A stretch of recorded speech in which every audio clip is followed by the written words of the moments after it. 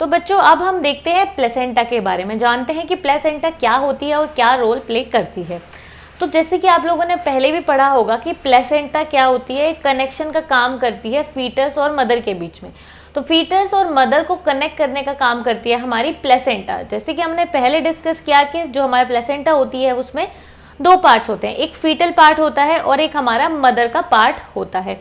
तो बच्चों होता क्या है कि जो हमारी प्लेसेंटा होती है ये एक टेम्पररी कनेक्शन होता है, टेम्पररी कनेक्शन होता है मदर और फीटस के बीच में, और बर्थ जैसे ही होता है उसके बाद एक कनेक्शन क्या होता है, टूट जाता है और जो फीटस होता है वो डिलीवर हो जाता है। तो यहाँ पर बच्चों जो हमारी प्लेसेंटा होती है उसका एक पार्ट होता है जो कि फीटस से कनेक्टेड होता है, यानी प्लेसेंटा को फीटस से कनेक्ट करने का काम करता है एक पार्ट, जिसको हम लोग क्या बोलते हैं, अम्बिलिकल कॉर्ड। अम्बिलिकल कॉर्ड एक ऐसी चीज होती है जो कि फीटस को प्लेसेंटा से कनेक्ट करती है। तो ये हमारा प्लेसेंटल एरिया हो गया, और यहाँ पर इस प्लेसेंटा से हमारे फीटस को या एम्ब्रियो को कनेक्ट करने का काम करेगी एक कॉर्ड जो कि होती है अम्बिलिकल कॉर्ड। ये जो अम्बिलिकल कॉर्ड होती है ये मेनली एलेंटॉइस से मिलकर बनी हुई होती है। एलेंटॉइस क्या होती है, फीटल कवरिंग होती है, जिसके बारे में हमने बात की थी, यानी एलेंटॉइस एक मेम्ब्रेनस सैक होता है, ठीक है। तो एलेंटॉइस से मिलकर बनी हुई होती है हमारी क्या, अम्बिलिकल कॉर्ड, और ये जो होती है कवर होती है हमारे एमनियन एपिथेलियम से, बनी होती है एलेंटॉइस से और कवर होती है ये हमारी एमनियोटिक एपिथेलियम से, ठीक है, यानी जो एमनियन एपिथेलियम होता है उससे। उसके बाद ये जो हमारी अम्बिलिकल कॉर्ड होती है इसमें ब्लड वेसल्स भी होती हैं, ठीक है। तो अम्बिलिकल कॉर्ड में हमारी ब्लड वेसल्स भी होती हैं। तो बच्चों जैसे कि हमने बात की थी, जो हमारा ये प्लेसेंटा होता है इसमें दो पार्ट्स होते हैं, एक फीटल पार्ट और एक मदर पार्ट। तो फीटल पार्ट को तो हम कोरियोनिक पार्ट बोलते हैं क्योंकि वो कोरियन से बनता है, ठीक है। तो फीटल पार्ट को हम कोरियोनिक प्लेसेंटा बोलते हैं क्योंकि वो कोरियन से बनता है, और कई बार हम उसको कोरियो एलेंटोइक भी बोल देते हैं क्योंकि एलेंटोइस का भी रोल होता है, ब्लड वेसल्स वो बनाता है, ठीक है। फिर जो मदर पार्ट होता है उसको हम लोग डेसिडुआ बेसालिस बोलते हैं, क्या बोलते हैं, डेसिडुआ बेसालिस। तो ये मदर पार्ट होता है। अब जो हमारा प्लेसेंटा होता है बच्चों वो वैसे तो जनरली शुरू में सारे एम्ब्रियो को कवर करता है, पर धीरे धीरे फिर वो सिर्फ एक डिस्क शेप में रह जाता है, एक डिस्क शेप एरिया में फिर वो रह जाता है। और दूसरी बात ये है बच्चों कि जो हमारा ये प्लेसेंटा होता है ये बहुत एक इम्पॉर्टेंट चीज़ होती है क्योंकि ये कनेक्ट करती है मदर को फीटस से। पर जिस पॉइंट पे अटैचमेंट होता है, यानी कि जो हमारा फीटस होता है वो प्लेसेंटा से जिस पॉइंट पर अटैच होता है, जो पॉइंट ऑफ अटैचमेंट होता है फीटल प्लेसेंटा का और मदर प्लेसेंटा का, वहाँ पर क्या होता है बच्चों, जो हमारी एंडोमेट्रियम होती है या जो हमारे यूट्राइन टिश्यू होते हैं वो करोड हो जाते हैं, यानी उनमें उनका करोजन हो जाता है, और सिर्फ यहाँ से जो है ब्लड वेसल्स पास करती हैं, और जो फीटल के जो बैरियर्स होते हैं, जो हमारा फीटस है उसके जो बैरियर्स होते हैं सिर्फ वो ही यहाँ से पास हो सकते हैं, ठीक है, वो ही यहाँ से पास हो सकते हैं और कोई चीज़ यहाँ से पास नहीं होती है, ठीक है। तो बच्चों इस तरीके से यहाँ पे जो फीटस है वो हमारा प्लेसेंटा के साथ कनेक्टेड रहता है और इन टर्न वो मदर से कनेक्टेड रहता है, यानी कि फीटस हमारा प्लेसेंटा की हेल्प से ही मदर से कनेक्टेड रहता है। अब इस तरीके से बच्चों जो प्लेसेंटा होती है बड़ी कमाल का एक मीडियम की तरह काम करती है जो कि फीटस और मदर के बीच में चीज़ों को एक्सचेंज करने का काम कराती है अब अगले 9 महीने तक। तो यहाँ पर बच्चों अब हम कुछ फंक्शंस देखेंगे कि प्लेसेंटा के क्या क्या फंक्शंस होते हैं। तो सबसे इम्पॉर्टेंट बात तो यही है कि जो हमारा प्लेसेंटा होता है वो चीज़ों को एक्सचेंज करवाता है। अब कौन सी चीज़ों को एक्सचेंज करवाता है, जो न्यूट्रिशन होता है उसको भी एक्सचेंज कराने का काम प्लेसेंटा के थ्रू ही होता है। जितने भी न्यूट्रिएंट्स हैं वो फीटस तक पहुंचते हैं प्लेसेंटा के थ्रू। तो जैसे कि हम लोग जानते हैं कि अभी फीटस जो है वो बन ही रहा है, ठीक है, उसमें ऑर्गेनोजेनेसिस चल रही है, एम्ब्रियो से वो फीटस बन रहा है धीरे धीरे क्योंकि उसमें ऑर्गन्स बन रहे हैं। जैसे उसमें ऑर्गन्स बनना स्टार्ट हो जाते हैं वो फीटस बन जाता है। तो अब ये जो हमारा फीटस होता है बच्चों इसमें ऑर्गन्स बन ही रहे हैं, इसलिए ये अपना न्यूट्रिशन कहाँ से लेके आएगा, तो ये न्यूट्रिशन के लिए पूरी तरीके से मदर पे डिपेंडेंट है। तो मदर इसको न्यूट्रिएंट्स प्रोवाइड करती है और वो न्यूट्रिएंट्स प्लेसेंटा के थ्रू इस तक पहुंचते हैं बच्चों। तो प्लेसेंटा के थ्रू यहाँ पर ये जो है फीटस तक पहुंचते हैं। तो अब किस तरीके से मिनरल्स या न्यूट्रिएंट्स आते हैं, तो मिनरल्स या अमीनो एसिड्स वगैरह ये फीटस तक पहुंचते हैं एक्टिव ट्रांसपोर्ट के थ्रू या फिर डिफ्यूजन के थ्रू। डिफ्यूजन या फिर एक्टिव ट्रांसपोर्ट के थ्रू फीटस तक न्यूट्रिएंट्स पहुंचते हैं। दूसरी चीज़ ये है बच्चों की जो प्लेसेंटा होती है उसके थ्रू गैसियस एक्सचेंज भी होता है क्योंकि फीटस को रेस्पायर करने के लिए ऑक्सीजन की ज़रूरत है ना, फीटस को ब्रीथ करने के लिए ऑक्सीजन की ज़रूरत है और ऑक्सीजन जब यूज़ हो जाती है तो फिर CO2 लिबरेट होती है, तो CO2 को बाहर निकालने की भी ज़रूरत है, क्योंकि अगर CO2 इस सिस्टम में यानी इस जगह में ज़्यादा भर जाएगी तो फिर फीटस जो है उसकी मौत भी हो सकती है।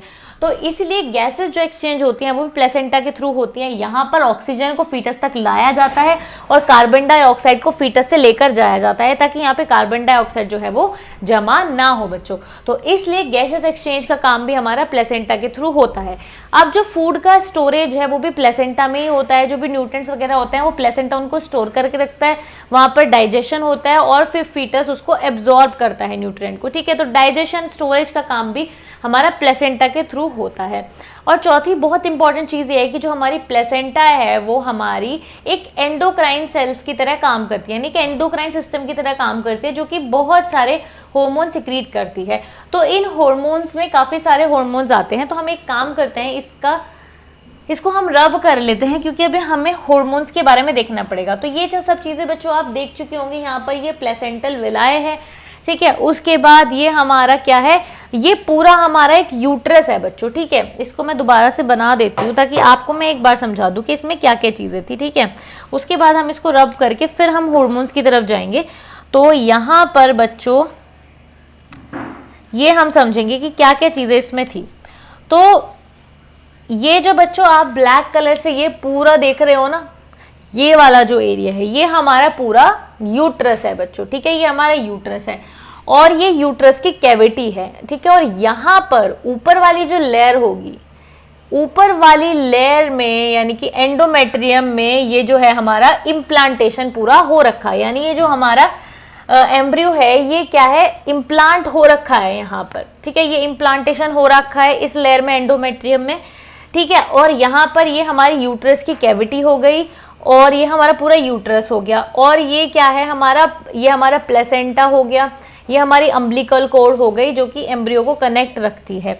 और यहाँ पर ये हमारा सर्विक्स हो गया। तो यहाँ पे जो ब्लू से मैंने स्ट्रिंग्स टाइप बनाए हुए हैं ना बच्चों, ये क्या है, ये क्या है, प्लग है, म्यूकोसा प्लग है ये, जो कि एक तरीके से यहाँ पे सब्सटेंसेस भरे हुए हैं, आप बोल सकते हैं म्यूकोसा यहाँ पे भरा हुआ है और ये एक प्लग बना के रखता है जिससे कि जो सर्विक्स है वो बंद रहता है, ठीक है। सर्विक्स जो है बंद रहता है और ताकि ये जो पूरा सिस्टम है ये मेंटेन हो सके बच्चों, ठीक है। ये जो पूरा सिस्टम है ये मेंटेन हो सके और जो एम्ब्रियो है हमारा यहाँ पे रह सके, तो इसलिए यहाँ पे ये सब चीज़ें होती हैं बच्चों, ठीक है।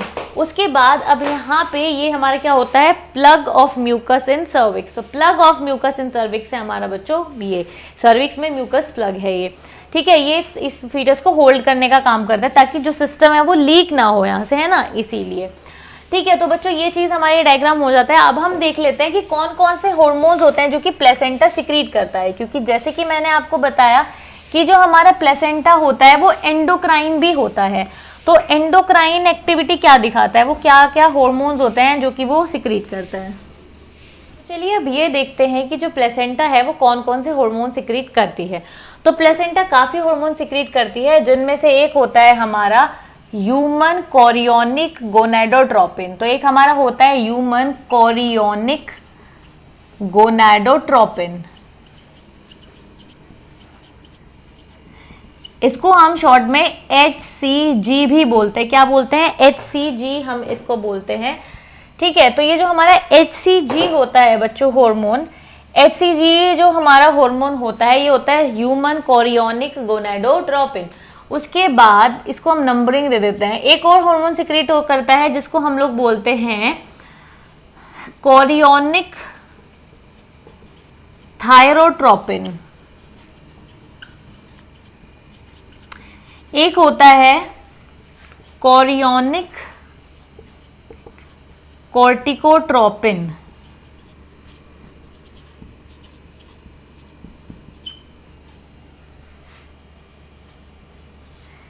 एक हमारा होता है प्रोजेस्टोजेंस, भी कुछ सिक्रीट करते हैं प्लेसेंटा।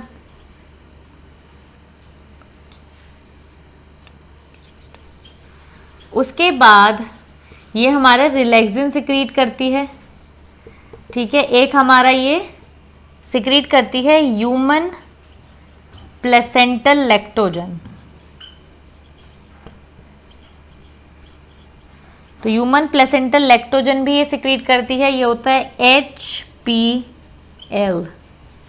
ओके, तो इस तरीके से कुछ ही हॉर्मोन्स होते हैं जो कि सिक्रीट करने का हमारा काम करती है हमारी प्लेसेंटा। तो हम लिख सकते हैं हार्मोन ऑफ प्लेसेंटा, यानी जो प्लेसेंटा हमारी सिक्रीट करती है। तो बच्चों, ह्यूमन कोरियोनिक गोनाडोट्रोपिन यानी HCG का क्या रोल होता है? तो ह्यूमन कोरियोनिक गोनाडोट्रोपिन जो हार्मोन है वो क्या करता है, कॉर्पस ल्यूटियम को मेंटेन करने का काम करता है। यूजुअली तो क्या होता है, जब प्रेगनेंसी नहीं होनी होती है, यानी जब जो ओवम होता है फर्टिलाइज नहीं हुआ होता है, तो कॉर्पस ल्यूटियम कुछ दिनों बाद कॉर्पस एल्बिकन्स बन जाता है। ठीक है, यानी कि कॉर्पस ल्यूटियम डीजनरेट हो जाता है, जिससे कॉर्पस एल्बिकन्स बनता है और फिर वो चीज़ें सब खत्म हो जाती हैं आगे जाके, और फिर एंडोमेट्रियम रप्चर हो जाती है और मेंस्ट्रुएशन हो जाता है, यानी कि ब्लड फ्लो हो जाता है। तो ये तो बात होती है नॉर्मल की, पर जब एग जो है, ओवा जो है, वो फर्टिलाइज हो जाता है, तो उस टाइम पे ज़रूरत है कॉर्पस ल्यूटियम को मेंटेन करने की, क्योंकि कॉर्पस ल्यूटियम प्रोजेस्टेरोन सिक्रीट करता है, जो कि प्रोजेस्टेरोन एक इंपॉर्टेंट हार्मोन है प्रेगनेंसी को मेंटेन करके रखने के लिए। तो प्रोजेस्टेरोन चाहिए तो कॉर्पस ल्यूटियम को हमको मेंटेन करना पड़ेगा। तो कॉर्पस ल्यूटियम को मेंटेन करने का जो काम करता है, उसकी नॉर्मल लाइफ से बियॉन्ड, यानी उसकी नॉर्मल लाइफ जितने उससे ज़्यादा उसको मेंटेन करने का काम करता है, पूरी प्रेगनेंसी में उसको मेंटेन करने का काम करता है हमारा ह्यूमन कोरियोनिक गोनाडोट्रोपिन। ठीक है, human chorionic gonadotropin corpus luteum को मेंटेन करने का काम करता है, जिस वजह से प्रोजेस्टेरोन सिक्रीट होता रहता है और प्रेगनेंसी जो है मेंटेन रहती है। प्रोजेस्टेरोन का रोल बहुत इंपॉर्टेंट होता है, वो एंडोमेट्रियम को स्टिमुलेट करता है कि एंडोमेट्रियम ग्रो करती रहे, और प्रोजेस्टेरोन की वजह से मेंस्ट्रुएशन नहीं होता है, क्योंकि अगर मेंस्ट्रुएशन हुआ तो प्रेगनेंसी नहीं हो पाएगी। ठीक है, तो इसलिए मेंस्ट्रुएशन को नहीं होना है और एंडोमेट्रियम को मेंटेन रहना है, तो इस चीज़ में हेल्प करता है हमारा प्रोजेस्टेरोन, वो एंडोमेट्रियम को ग्रो करने के लिए स्टिमुलेट करता है। साथ साथ में जो प्रोजेस्टेरोन होता है वो म्यूकोसा प्लग जो होता है सर्विक्स में, उसको बनवाने का काम भी कौन करता है, हमारा प्रोजेस्टेरोन। तो प्रोजेस्टेरोन की रोल होता है, यानी कि वो प्रेगनेंसी को मेंटेन करता है, इसलिए उसको हार्मोन ऑफ प्रेगनेंसी भी बोला जाता है। तो ये तो बात हुई हमारी ह्यूमन कोरियोनिक गोनाडोट्रोपिन की। अब कोरियोनिक थायरोट्रोपिन का काम क्या होता है? कोरियोनिक थायरोट्रोपिन जो होता है वो फीमेल जो होती है, यानी कि जो मदर होती है, उसके जो थायराइड ग्लैंड होता है उसको करता है स्टिमुलेट। ठीक है, कोरियोनिक थायरोट्रोपिन जो मदर का थायराइड ग्लैंड होता है उसको स्टिमुलेट करता है ताकि वो थायरॉक्सिन हार्मोन सिक्रीट करता रहे। ठीक है, तो थायरॉक्सिन हार्मोन सिक्रीट करवाता है मदर से हमारा थायरोट्रोपिन हार्मोन। उसके बाद जो नेक्स्ट हार्मोन आता है वो आता है कोरियोनिक कॉर्टिकोट्रोपिन। ठीक है, कोरियोनिक कॉर्टिकोट्रोपिन हार्मोन जो होता है वो क्या करता है, वो एक्ट करता है मदर के एड्रिनल ग्लैंड पर। कहाँ एक्ट करता है?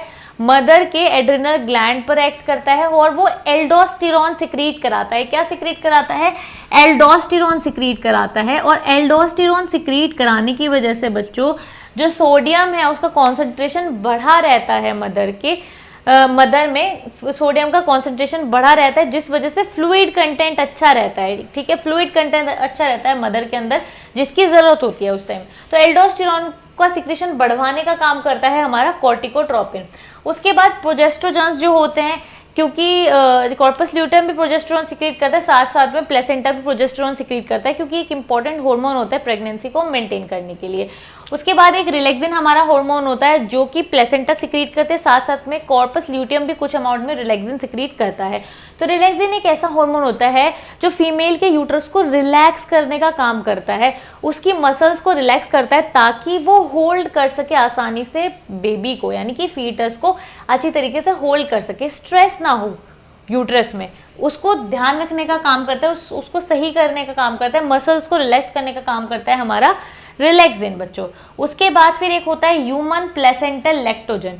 तो जो हमारा ह्यूमन प्लेसेंटल लैक्टोजन होता है उसका काम होता है जो ब्रेस्ट होती हैं उनको साइज में बड़ा करने का। ठीक है, उनके साइज को बढ़ाने का काम हमारा क्या करता है, ह्यूमन प्लेसेंटल लैक्टोजन करता है, उनको ग्रो कराने का काम करता है हमारा ह्यूमन प्लेसेंटल लैक्टोजन। कुछ हार्मोन ऐसे होते हैं जो कि सिर्फ प्रेगनेंसी के टाइम ही एक फीमेल में बनते हैं, उनमें से एक है हमारा ह्यूमन प्लेसेंटल लैक्टोजन, एक है हमारा रिलैक्सिन और एक है हमारे ह्यूमन कोरियोनिक गोनाडोट्रोपिन। ये ऐसे हार्मोन्स होते हैं जो कि क्या होते हैं, प्रेगनेंसी के दौरान ही होते हैं। रिलैक्सिन प्रेगनेंसी के दौरान ही होता है, क्योंकि रिलैक्सिन जो है वो प्रेगनेंसी के दौरान ही तो उसका काम है मसल्स को रिलैक्स करने का यूट्रस के। तो ह्यूमन कोरियोनिक गोनाडोट्रोपिन, रिलैक्सिन और ह्यूमन प्लेसेंटा लैक्टोजन ये प्रेगनेंसी के दौरान ही एक फीमेल में आते हैं। प्लेसेंटा मदर और फीटस के जो एंड्रोजन होते हैं यानी एड्रिनल एंड्रोजन, उनको एस्ट्रोजन में कन्वर्ट करती है। तो एस्ट्रोजन भी फिर आ जाता है। तो एस्ट्रोजन होता है, उसका काम होता है यूट्रस का एनलार्जमेंट करना, ठीक है, क्योंकि फीटस को होल्ड करने के यूट्रस को बड़ा होने की जरूरत है। तो फीटस के लिए यूट्रस का एनलार्जमेंट करवाता है हमारा एस्ट्रोजन। साथ साथ में ब्रेस्ट की डक्ट जो है उनको डेवलप कराता है और ब्रेस्ट के एनलार्जमेंट भी कराता है हमारा एस्ट्रोजन। साथ साथ में जो फीमेल का एक्सटर्नल जेनिटेलिया होता है उसको भी एनलार्ज कराने का काम करता है हमारा एस्ट्रोजन। तो इस तरीके से कुछ हार्मोन होते हैं बच्चों जो कि प्लेसेंटा सिक्रीट करते हैं, और प्लेसेंटा सिक्रीट करने की वजह से ये सब चेंजेस जो है मदर के अंदर आते हैं। तो इस तरीके से बच्चों ये हमारा पूरा टॉपिक था प्लेसेंटा के कि कैसे ग्रो होता है, क्या क्या हार्मोन्स इसमें चेंजेस करते हैं। तो आज के लिए सिर्फ इतना ही। मैं उम्मीद करती हूँ ये वीडियो आपको अच्छी लगी होगी। अगर वीडियो अच्छी लगे तो लाइक ज़रूर करें, शेयर करें और रेप्लिका वर्ल्ड को सब्सक्राइब करें।